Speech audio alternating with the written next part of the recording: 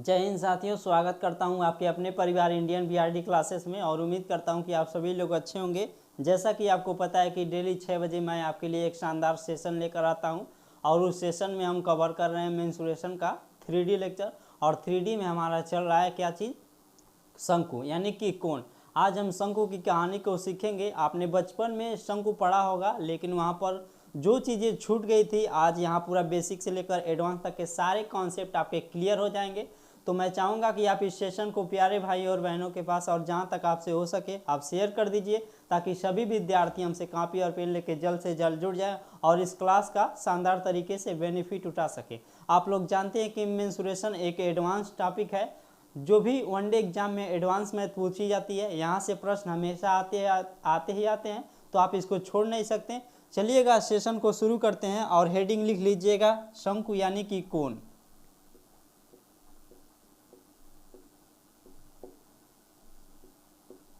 शंकु शंकु सबसे पहले जानिए कि किस प्रकार से बनता है। देखिएगा,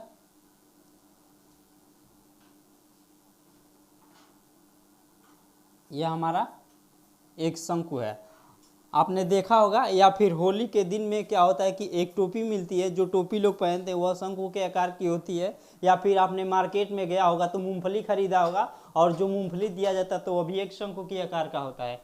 मान लीजिए हमारा शंकु है और उसके नीचे आप लोग ध्यान देंगे तो एक सर्कल बनता है, जो यह सर्कल है।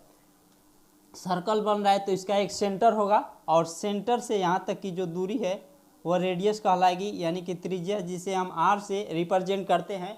और मान लीजिए इस सेंटर से और यह जो शंकु का शीर्ष है, यहाँ से एक रेखा हम खींच देंगे तो यह क्या कहलाएगा, इस शंकु की हाइट हो जाएगी, यानी कि ऊंचाई। अब बताइए यह वाली जो दूरी है या फिर इस लेंथ को हम क्या बोलेंगे, तो इस लेंथ को बोलते हैं तिर्यक ऊंचाई, जिसे एल से रिप्रेजेंट करते हैं।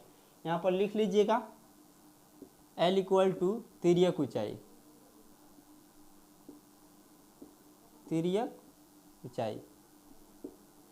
L से हम तिर्यक ऊंचाई। H हमारा हाइट है, R इस सर्कल का रेडियस है, और L क्या है हमारा शंकु की तिर्यक ऊंचाई। इतना बात तो क्लियर है। देखिएगा इस तिर्यक ऊंचाई H और रेडियस में संबंध क्या होता है। मान लीजिए इसे A से डिनोट किया, B या O पॉइंट दे दिया, और इसे C पॉइंट। आप लोग देख रहे हैं कि एक राइट एंगल ट्रायंगल बन रहा है। राइट एंगल ट्रायंगल यानी कि समकोण त्रिभुज बन रहा है, यानी कि AOC एक राइट एंगल ट्रायंगल यानी कि समकोण त्रिभुज है। त्रिभुज AOC में आप लोग ध्यान दीजिएगा, यह तिर्यक ऊंचाई है तो यह भी तिर्यक ऊंचाई होगा। हम लोग देख रहे हैं त्रिभुज AOC में, देखिएगा क्या संबंध है। हमारा त्रिभुज किस प्रकार से है, कुछ इस प्रकार से है, ACO, यही हमारा त्रिभुज है। यह क्या है, R है, यह हमारी H है, और यह हमारा L है। तो आप लोग देख सकते हैं कि यह एक राइट एंगल ट्रायंगल है, तो इसमें पाइथागोरस प्रमेय का सूत्र हम लगा सकते हैं। पाइथागोरस प्रमेय आपने पढ़ा होगा। रिलेशन क्या होता है कि कर्ण का स्क्वायर बराबर लंब का स्क्वायर प्लस आधार का स्क्वायर, यानी कि कर्ण हमारा जो हो जाएगा L हो जाएगा। L का स्क्वायर इक्वल टू कितना होगा, H का स्क्वायर यानी कि हाइट का स्क्वायर प्लस बेस का स्क्वायर यानी कि रेडियस का स्क्वायर। यहाँ से हम स्क्वायर हटाएंगे तो यह रूट में चला जाएगा, यानी कि L इक्वल टू कितना होगा, under root H plus H का स्क्वायर प्लस R का स्क्वायर। नोट करिएगा डियर, यह हो जाता है हमारा तिर्यक ऊंचाई, शंकु की हाइट और शंकु के आधार में जो सर्कल बना होता है उसके रेडियस के बीच में संबंध। L इक्वल टू रूट में H स्क्वायर प्लस R का स्क्वायर। यह रिलेशन काफ़ी काम आएगा, आप लोग इसको याद रखिएगा। इतना बात तो क्लियर हो गया। अब देखिए इसमें क्या चीज़ें पूछी जाती हैं। बोला जाता है प्रश्न में कि बताइए शंकु का वक्र पृष्ठ बता दीजिए, यानी कि वक्र पृष्ठ का एरिया बताइए, संपूर्ण पृष्ठ का एरिया बताइए। यदि 3D है तो यह अपने आप में आयतन रखता ही रखता है। आप लोग जानते हैं कि 2D जो होता है वह आयतन नहीं रखता है, लेकिन 3D आयतन रखता है, तो इसका आयतन भी पूछ सकता है। तो उसका कैसे निकालेंगे, देखिएगा अगर आपसे बोल दे कि शंकु का या कोण का वक्र पृष्ठ बताइए तो कौन सा एरिया हम निकालेंगे, बता दीजिए सर। देखिए जब भी आपको वक्र पृष्ठ पूछेगा तो इस ऊपर वाले एरिया का, यह जो ऊपर वाला एरिया है इसका आप लोगों को निकालना है। और जब संपूर्ण पृष्ठ पूछ देगा तो यह वाला ऊपर वाला एरिया तो रहेगा ही रहेगा, इसे बोलते हैं कर्व सरफेस एरिया या फिर वक्र पृष्ठ। जब संपूर्ण पृष्ठ का एरिया पूछ देगा या फिर टोटल सरफेस एरिया जिसे अंग्रेजी में बोलेंगे, तब क्या करेंगे, ऊपर वाला एरिया तो रहेगा ही रहेगा, लेकिन जो नीचे सर्कल बन रहा है उसका एरिया भी हम निकाल कर कर्व सरफेस एरिया में जोड़ देंगे। तो इस टोटल शंकु का संपूर्ण पृष्ठ का एरिया यानी कि टोटल सरफेस एरिया हमारा निकल कर आ जाएगा। चलिएगा एक फिगर के आपको हम बना कर दिखा दे रहे हैं कैसे हमारा बनता है शंकु।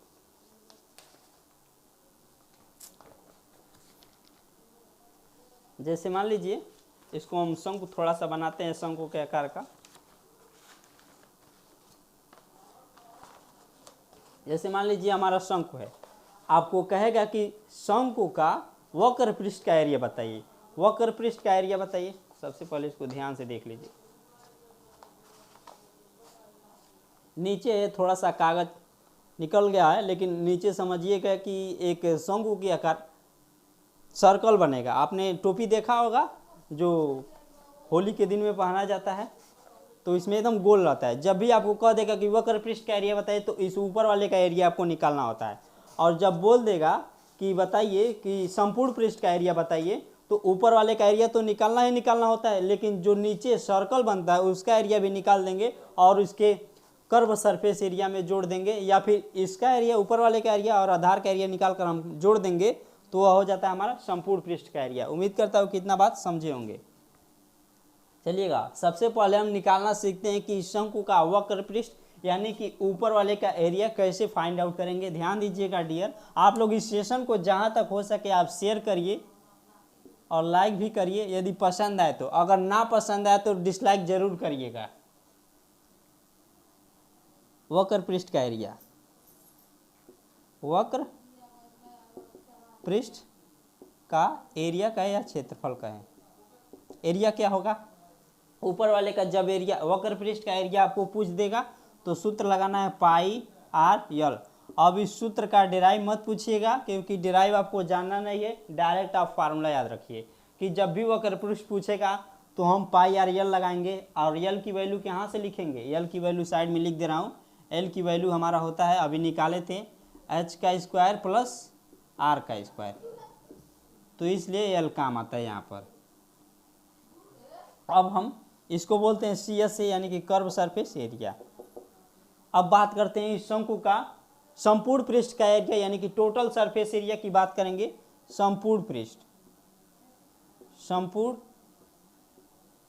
पृष्ठ का एरिया कैसे निकालेंगे। देखिए यह वाला तो ऊपर का एरिया है तो यह रहेगा ही रहेगा, पाई आर यल रहेगा ही रहेगा। अच्छे से थोड़ा बना देते हैं, पाई आर यल। अब प्लस में इस वृत्त का एरिया हमको फाइंड आउट करना पड़ेगा। आपको मालूम है इस वृत्त का एरिया, नहीं मालूम होगा क्योंकि आप पढ़ नहीं रहे हैं। देखिए यह जो नीचे सर्कल बन रहा है, यदि इस सर्कल का रेडियस आर है तो हमने फार्मूला बताया था कि इस सर्कल का एरिया कितना होता है, जब रेडियस आर है तो पाई आर स्क्वायर इसका क्षेत्रफल हो जाएगा, पाई आर स्क्वायर। यहाँ पर देखिए एक आर है और एक आर है, पाई भी है पाई भी है, तो हम पाई कॉमन ले लेंगे और एक का आर कॉमन ले लेंगे तो यहाँ से एल बचेगा और यहाँ से एक आर, यानी कि पाई आर कोष्टक में एल प्लस आर। नोट कर लीजिएगा, वक्र पृष्ठ का एरिया होगा पाई आर यल और संपूर्ण पृष्ठ का एरिया पाई आर कोष्टक में एल प्लस आर। आर की एल की वैल्यू हम क्या रखेंगे, अंडर रूट एच का स्क्वायर प्लस आर का स्क्वायर। इतना बात क्लियर होगा। अब देखते हैं कि इसका आयतन कैसे निकालेंगे।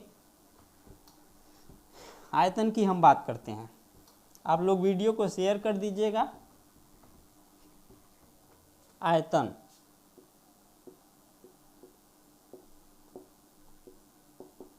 मैंने बताया था कि जब आयतन निकालना होता है तो बेस का एरिया लेते हैं इंटू हाइट कर देते हैं, 1/3 पाई आर स्क्वायर एच हो जाएगा। एच क्या हमारा हाइट है और पाई आर स्क्वायर क्या है, इस सर्कल का एरिया है। मैंने बताया था कि जब भी आपको आयतन निकालना हो तो बेस का एरिया इंटू हाइट करते हैं तो निकल जाता है, तो वही है बेस का एरिया इंटू हाइट और 1/3 लगा लीजिएगा। यह हमारा शंकु का आयतन निकल कर आ जाएगा। अब देखिएगा, अब यहाँ से मेन कहानी शुरू होती है। इतना तो सभी लोग पढ़े होंगे, कक्षा 8 में ये सारी चीज़ें बता दी जाती हैं।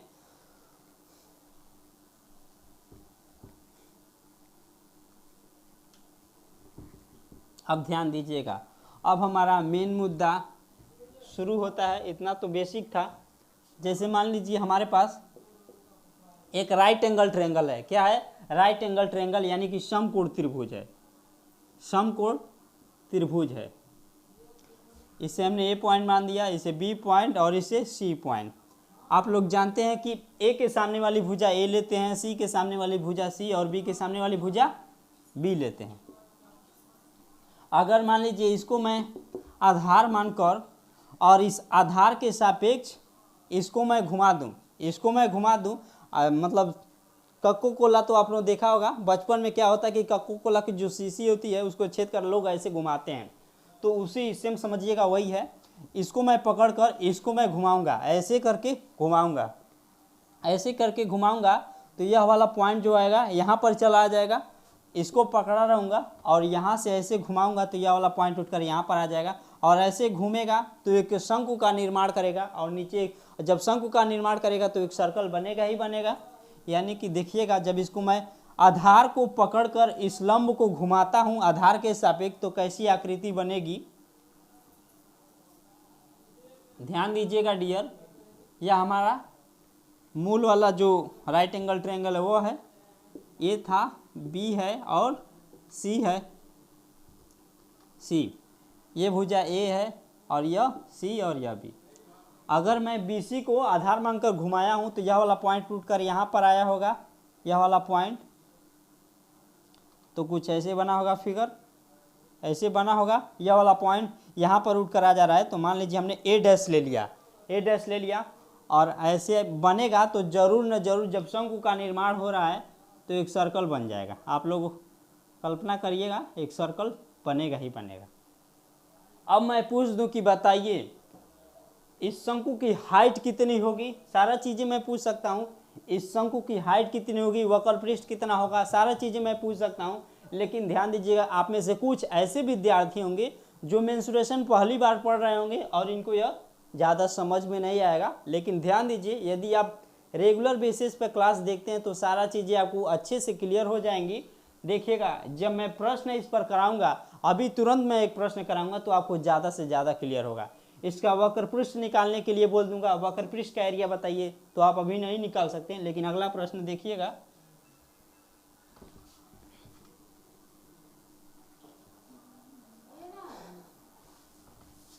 जैसे मान लीजिए यहाँ पर हमारा एक राइट एंगल ट्रायंगल है और इसका आधार मैंने दे दिया 4 सेंटीमीटर।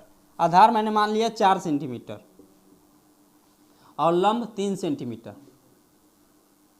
लंब 3 सेंटीमीटर है, आधार 4 सेंटीमीटर है। मैंने कुछ नहीं किया।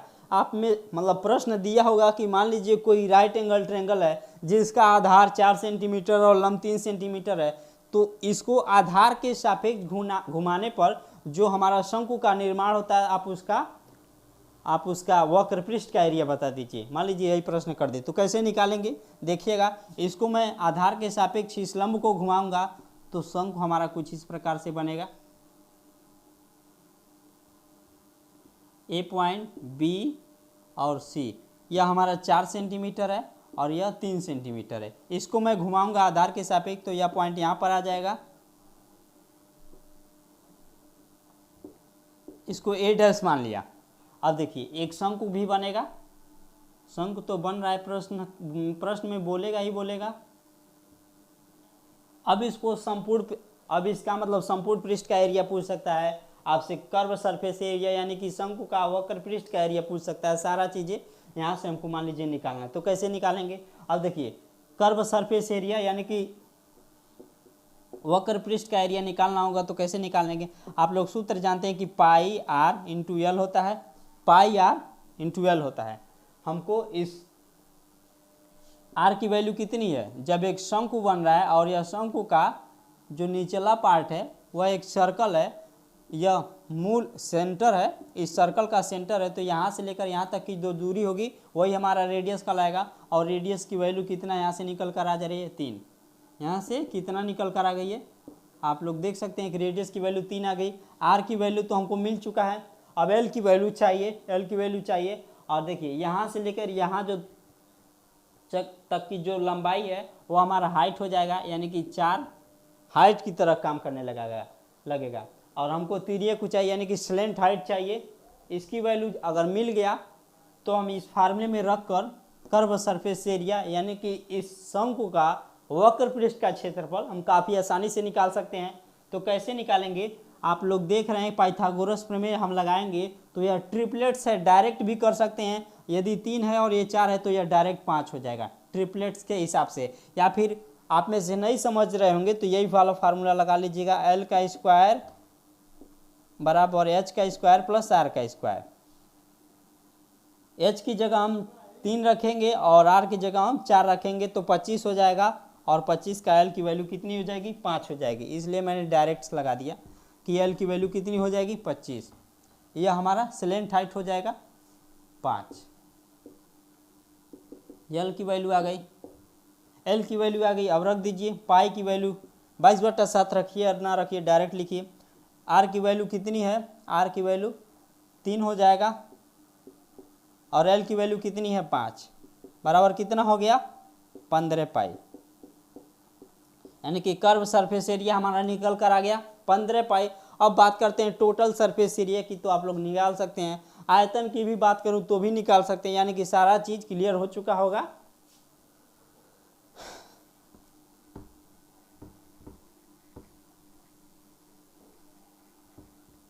इतना तो सभी लोग समझ चुके होंगे। अब देखिए, अभी तो मैंने जो राइट एंगल ट्रायंगल लिया था उसको आधार के सापेक्ष घुमाया था, उसको हम लंब के सापेक्ष भी घुमा सकते हैं या फिर डायगोनल्स यानी कि विकर्ण के हिसाब से भी घुमा सकते हैं। मान लीजिए दूसरा पॉइंट क्या है, यह हमारा है।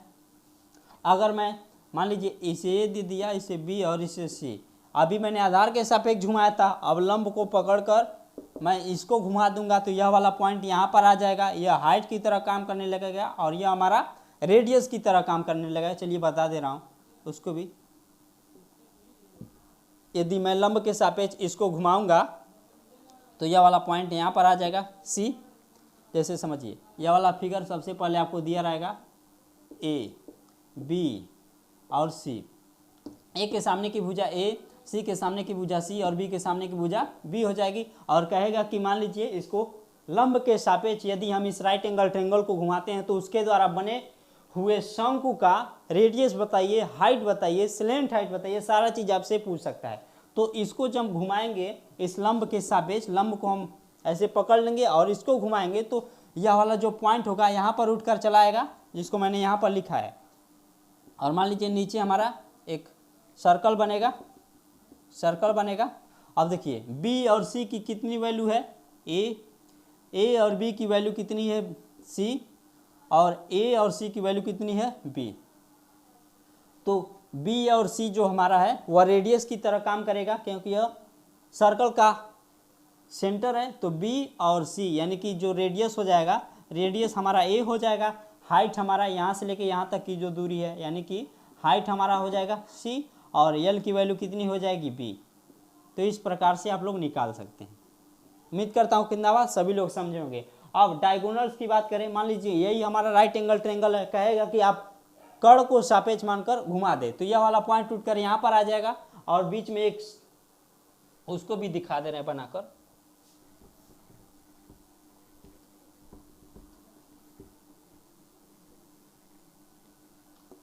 मान लीजिए हमारे पास एक डायगोनल राइट एंगल ट्रायंगल है, राइट एंगल ट्रायंगल है ए, बी और सी।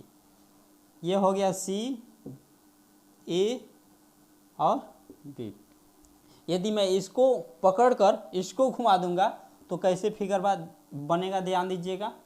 यह हमारा फिगर है ए, बी और सी। तो यदि मैं इस AC भुजा को ऐसे पकड़कर इसको घुमाऊंगा तो यह वाला पॉइंट उठकर यहाँ पर जाएगा, यानी कि ऐसे रोटेट करेगा, ऐसे ऐसे रोटेट करेगा, मतलब यह वाला पॉइंट यहाँ पर जाएगा, फिर नीचे जाएगा, फिर उठ के यहाँ पर ऐसे जाएगा, रोटेट करेगा। आप लोग ध्यान दीजिएगा। तो यहाँ मान लीजिए B डैश हो गया, बीच में एक कर्ण है, बीच में एक सर्कल का निर्माण करेगा। तो आप लोग ध्यान दीजिएगा कि यहाँ पर दो शंकु का निर्माण हो जाता है। लास्ट टॉपिक देखिएगा, लास्ट टॉपिक हमारा क्या है। जैसे मान लीजिए हमारे पास कोई शंकु है, कोई शंकु नहीं सर्कल है, सर्कल है और सर्कल का 1/4 हिस्सा या फिर एक खंड हमने लिया है। यह इस सर्कल का सेंटर है, तो यह रेडियस कहलाएगा। और इसकी वैल्यू कितनी होगी जब टोटल का होता है, जब टोटल एक वृत्त होता है पूरा, मान लीजिए जब वृत्त है तो इसकी जो सरकमफिरेंस या फिर बोले तो परिधि जो होगी 2πr होती है, 2πr होता है। तो इसको मान लीजिए हम 4 भागों में तोड़ दिए हैं, तो एक ही खंड लिए हैं, तो एक खंड की जो लंबाई होगी कितनी होगी, 4 से हम भाग देंगे तो 2 से 2 कैंसिल, यानी कि πr डिवाइडेड बाई 2 के। एक खंड की लंबाई आएगी πr डिवाइडेड बाई 2 के, तो यानी कि इसकी वैल्यू कितनी हो जाएगी, πr डिवाइडेड बाई 2 के। इतना बात तो क्लियर है। अब ध्यान दीजिएगा, अब मैं कह दूं कि इसी खंड को लेकर इसे A और B, यदि मैं इसको पास लेकर आऊँगा, ऐसे मोड़ूंगा करके, यदि मैं इसको मोड़ूंगा तो एक शंकु का निर्माण होगा, एक शंकु का निर्माण हो जाएगा OAB, OAB बन जाएगा। इसका एक सेंटर होगा और इसकी रेडियस मान लीजिए यहाँ पर R है, तो इसकी मान लीजिए R डैश, रेडियस मैंने मान लिया R डैश है। तो और ये जो R की वैल्यू है, जो रेडियस है, वह हमारा यह हो जाएगा, स्लेंट हाइट की बात कार करेगा, यानी कि R बराबर हो जाएगा हमारा स्लेंट हाइट। अब मैं जानना चाहता हूँ कि इसका आप लोग हाइट बताइए, हाइट कैसे निकालेंगे। H की वैल्यू हमको निकालनी है, तो कैसे निकालेंगे। अरे जब इसको मोड़ेंगे तो R जो होगा स्लेंट हाइट की तरह काम करेगा, और ये जो टोटल लेंथ है वही हमारा सर्कल का लेंथ होगा। तो हमको हाइट निकालना है, यानी कि जो यह दूरी है पाई, इसको पाई बना दे, πr डिवाइडेड बाई 2, यानी कि यह जो दूरी है इस सर्कल के पूरी दूरी के बराबर होगा, क्योंकि इसी से बना है वो चीज़। तो ध्यान दीजिएगा, यानी कि πr डिवाइडेड बाई 2 बराबर होगा किसके, इस सर्कल के पूरी परिधि के बराबर। यदि इसकी रेडियस R डैश मैंने माना है, तो इसकी पूरी परिधि कितनी होगी, 2πr डैश हो जाएगा, R डैश हो जाएगा। और हमको हाइट निकालना है, हाइट निकालना है, स्लेंट हाइट पता है, हाइट निकालना है, रेडियस की वैल्यू मालूम होना चाहिए, तभी तो हम निकाल सकते हैं। यानी कि R डैश की यदि हम वैल्यू देखें तो देखिए पाई से पाई कैंसिल हो गया, अब यह वाला यहाँ पर उठ कर आएगा, तो R डिवाइडेड बाई 4 के इक्वल टू R डैश हो जाएगा। यानी कि R डैश की वैल्यू कितनी आ गई, R डैश की वैल्यू कितनी आ गई, R डिवाइडेड बाई 4 के, यहाँ पर लिख दे रहा हूँ, R डैश की वैल्यू कितनी आ गई, R/4 के। इतना हो गया। ध्यान दीजिएगा, अब हमको हाइट निकालना है।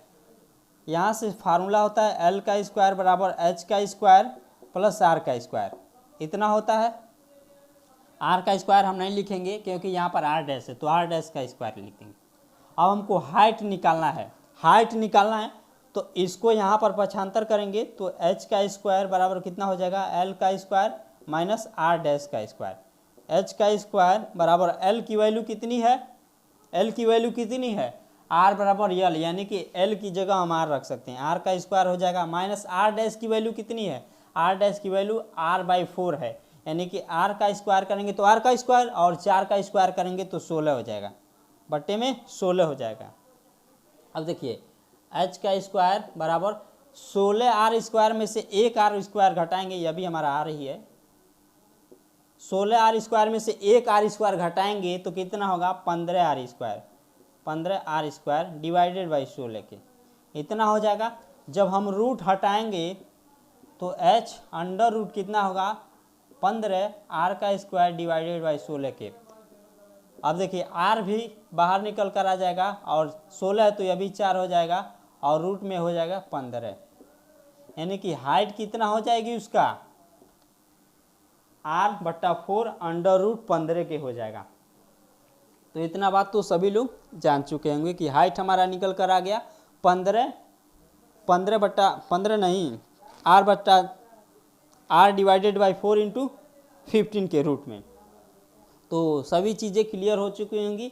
आज मैंने जो कॉन्सेप्ट आपको दिया है शंकु का, सारा उम्मीद करता हूँ कि आपको समझ में आया होगा और यहीं से प्रश्न आते ही आते हैं। आप देख लीजिएगा चाहे प्रश्न उठाकर, हालांकि मैं ढेर सारा प्रश्न कराऊंगा। अभी जो मैं कॉन्सेप्ट बता रहा हूँ उसको आप लोग पहले सीख लीजिएगा और मिलते हैं नेक्स्ट सेशन में अगला टॉपिक लेके। अगला टॉपिक हमारा काफ़ी शानदार होगा, तो इस सेशन को आप पूरा पढ़िएगा और यदि समझ में आएगा तो लाइक करिएगा, शेयर करिएगा और चैनल पर नए हो तो चैनल को सब्सक्राइब कर दीजिएगा।